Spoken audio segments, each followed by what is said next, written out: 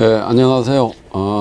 오늘은 제 7번째 강의입니다. 그래서 그 주제가 가격 규제의 폐단에 관한 내용입니다. 먼저 이 가격 규제의 폐단에 대해서 말씀드리기 전에 시장 경제란 무엇인가에 대해서 좀 잠깐 말씀을 드리겠습니다.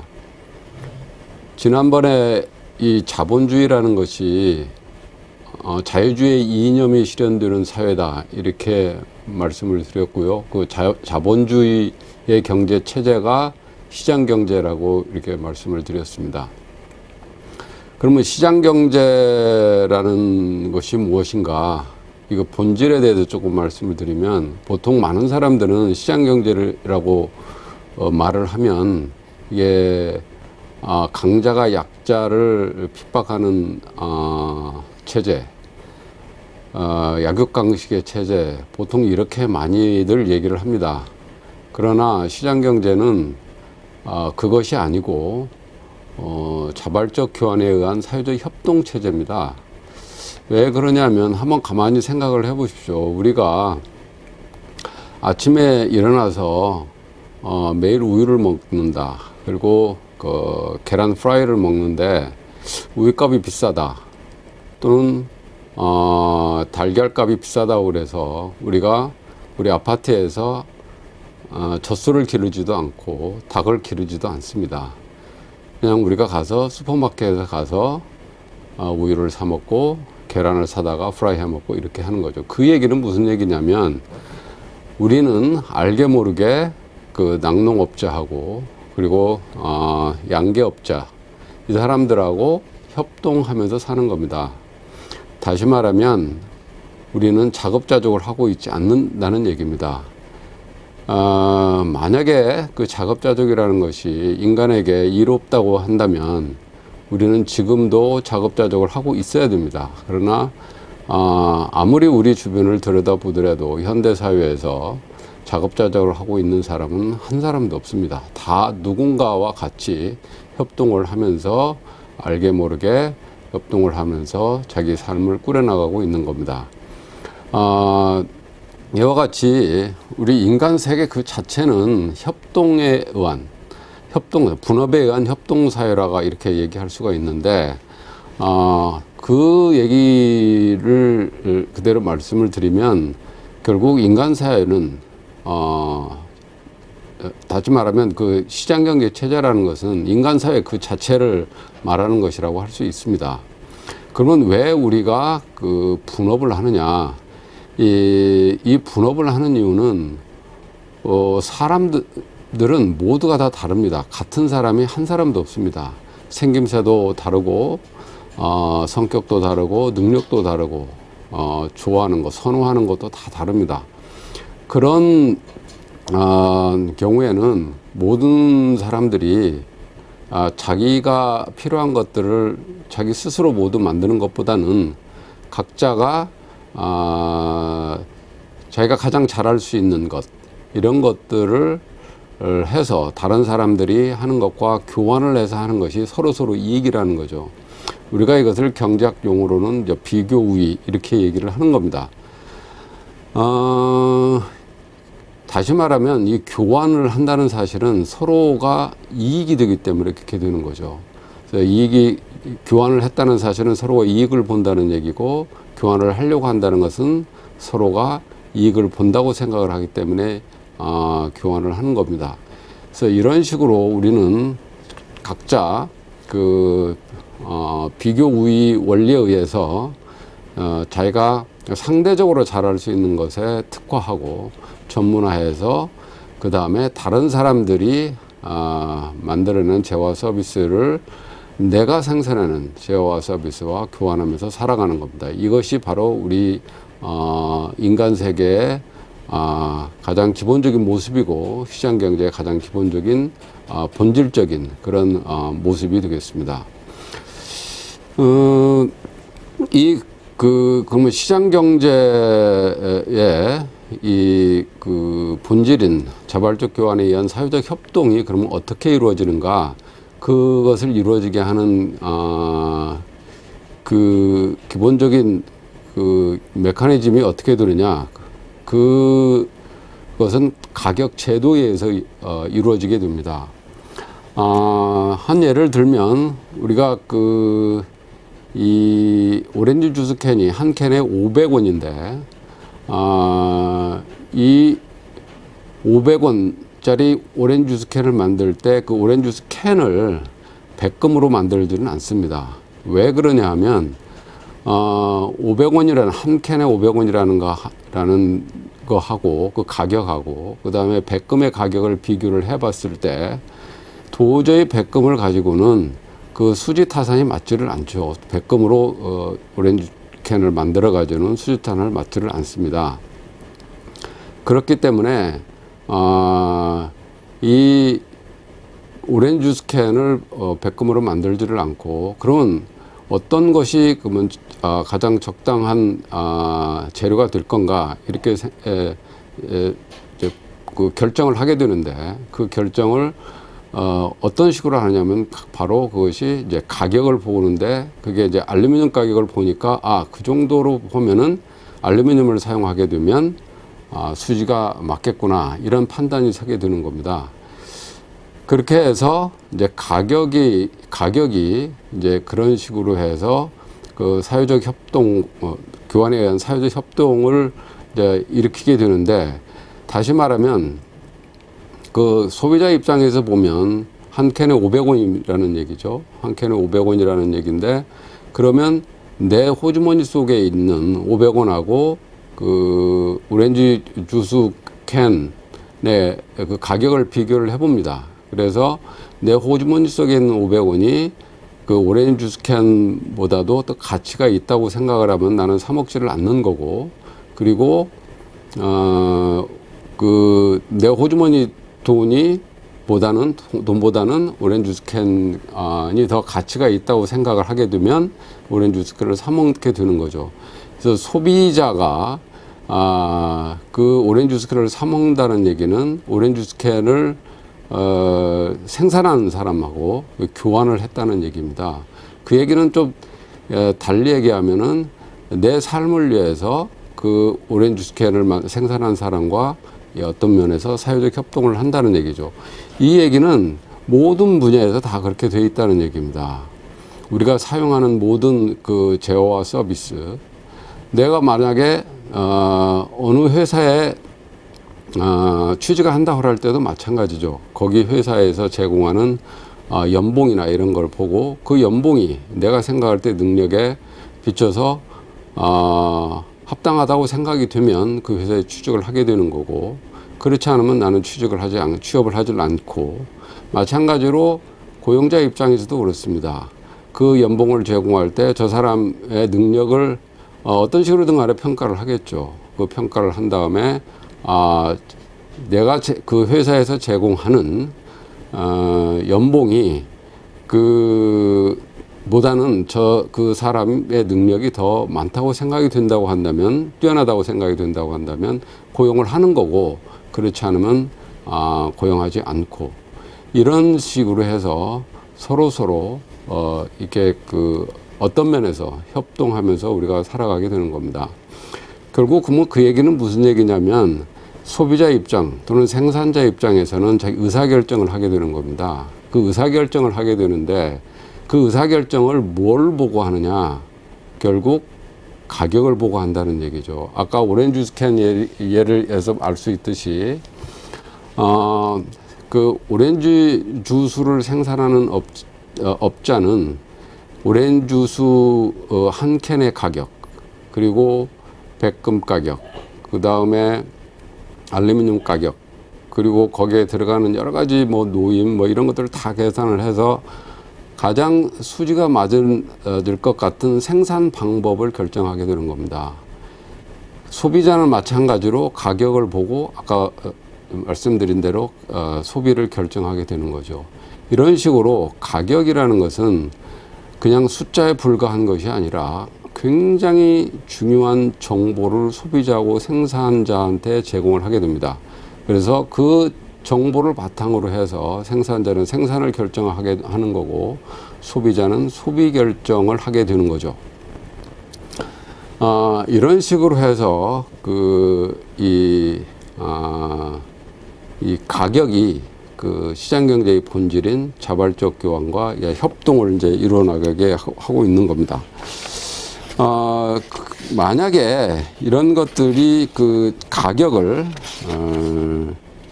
이 가격이라는 것을, 이제 통제를 하게 되면 무슨 일이 벌어지느냐. 가격이라는 것은 아까 말씀드린 것처럼 소비자하고 생산자에게 정보를 제공한다고 그랬습니다.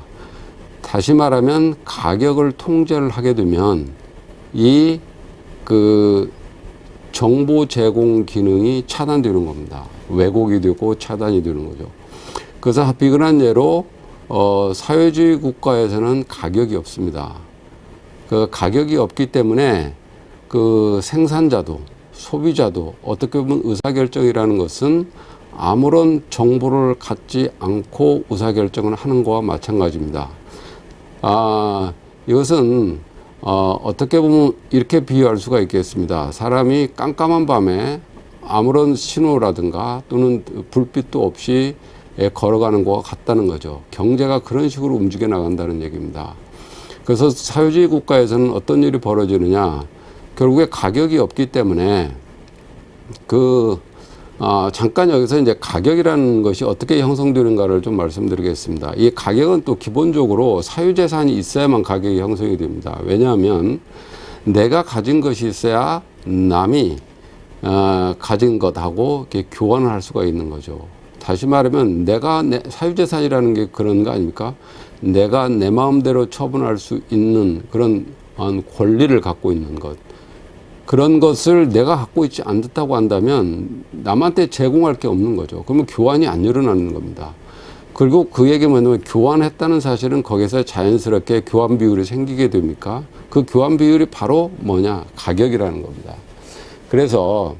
그런데 기본적으로 사회주의 국가에서는 사유재산이 없죠. 그렇기 때문에 내가 가진 것이 없기 때문에 남한테 제공할 게 없는 겁니다.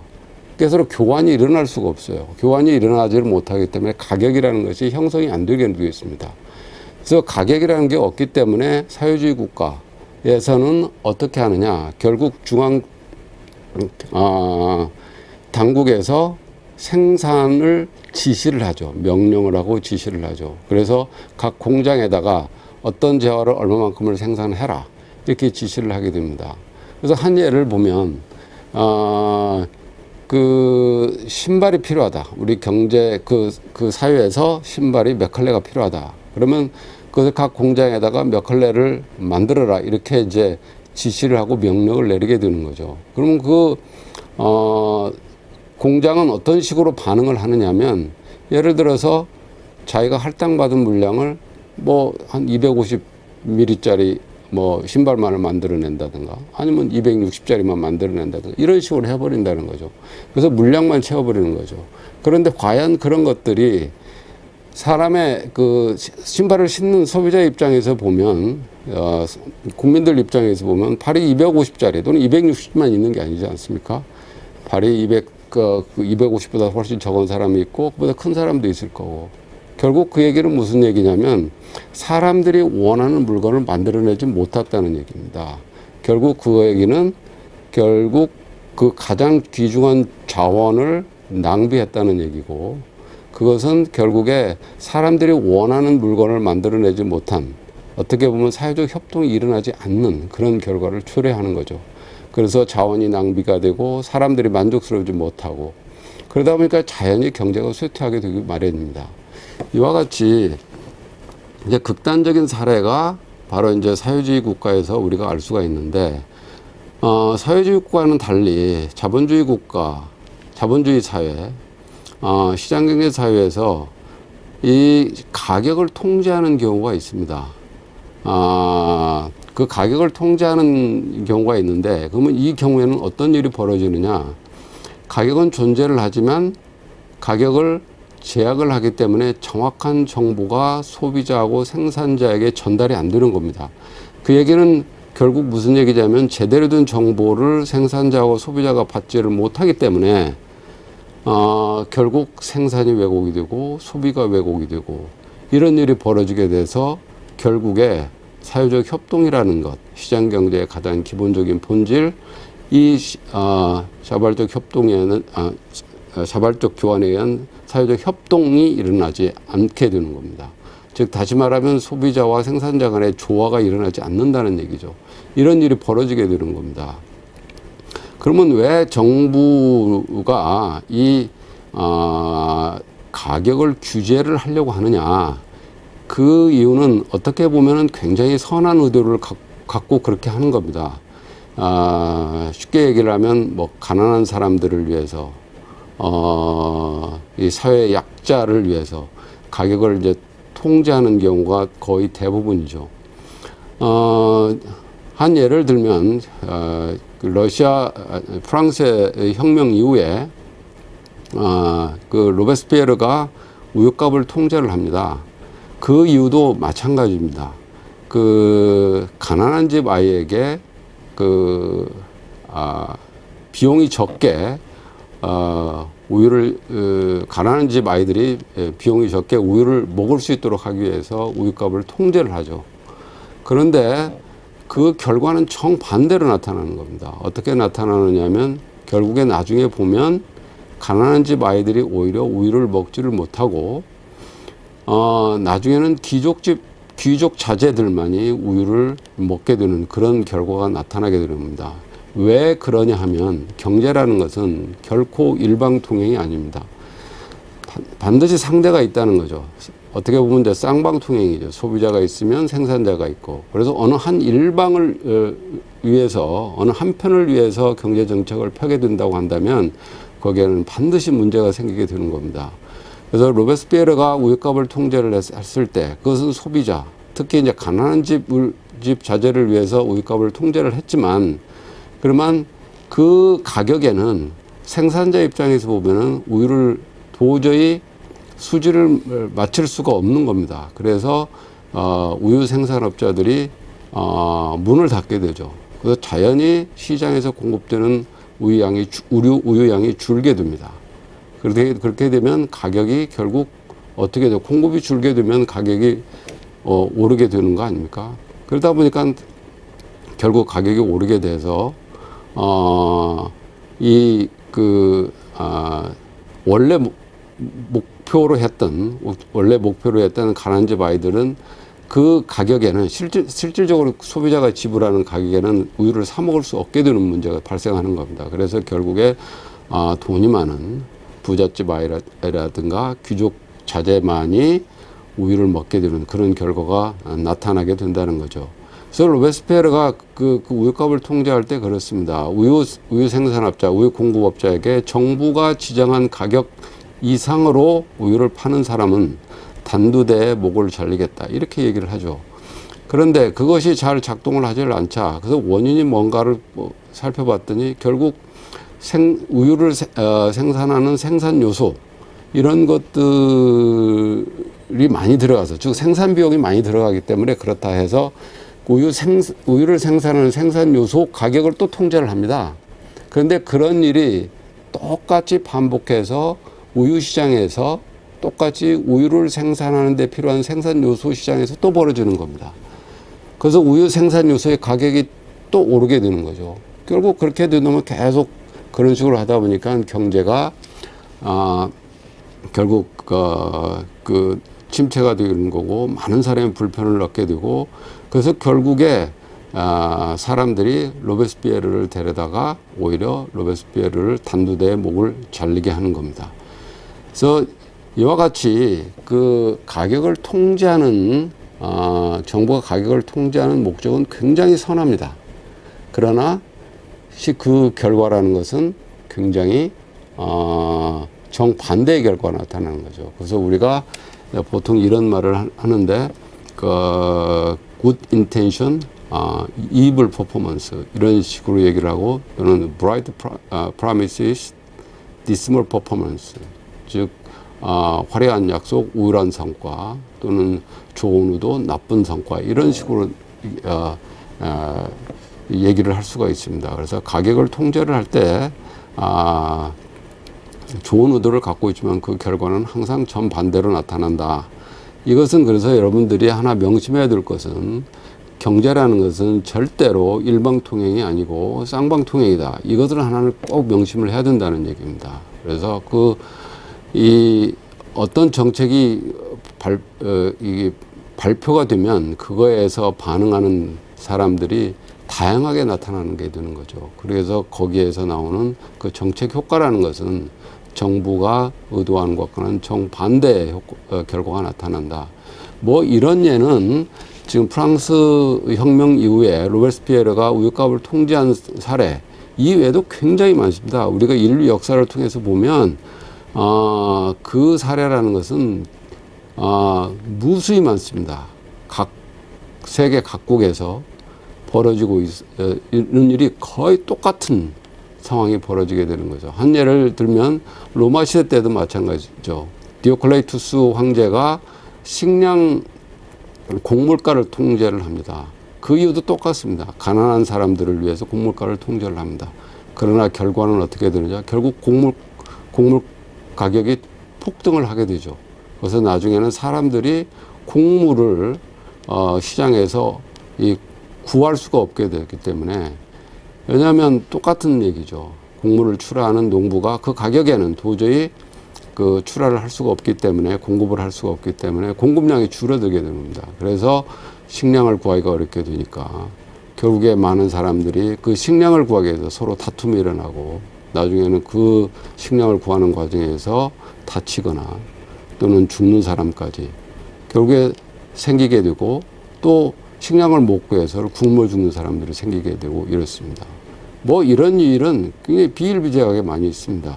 그 현대에 와서는 미국에서 여러분들 잘 아시는 것처럼 그 할렘가도 똑같은 얘기죠. 거기서 임대료를 통제했을 때 결국 똑같은 의도입니다. 가난한 가정에 그 주거 비용을 적게 들이기 위해서 임대료 통제를 하지만 결과는 정반대의 결과가 나타나고, 결과 도시가 황폐해지는 그런 결과를 초래하게 되는 거죠. 그래서 우리가 이 가격이라는 것이 보면 단순히 숫자에 불과한 것처럼 보이지만, 이 가격이라는 것이 우리 사회를 조화시켜 가면서 움직이게 하는 굉장히 중요한 기능을 합니다. 그러한 정보를 제공하는 거기 때문에 이 중요한 정보를 제공하는 이 가격을 통제를 했을 경우에는 우리의 생활을 나아지게 하는 게 아니라 더욱 악화시키고 불편하게 하고 오히려 더 어려운 사람을 더 만들어내는 그런 폐단이 있는 겁니다. 그래서 우리가 가격을 해서는 안 되는 거고, 이것을 항상 시장에 맡겨서 사람들 간의 자발적인 교환에 의해서 결정이 되도록 이렇게 하는 것이 매우 중요합니다. 오늘 강의 여기서 마치도록 하겠습니다. 고맙습니다.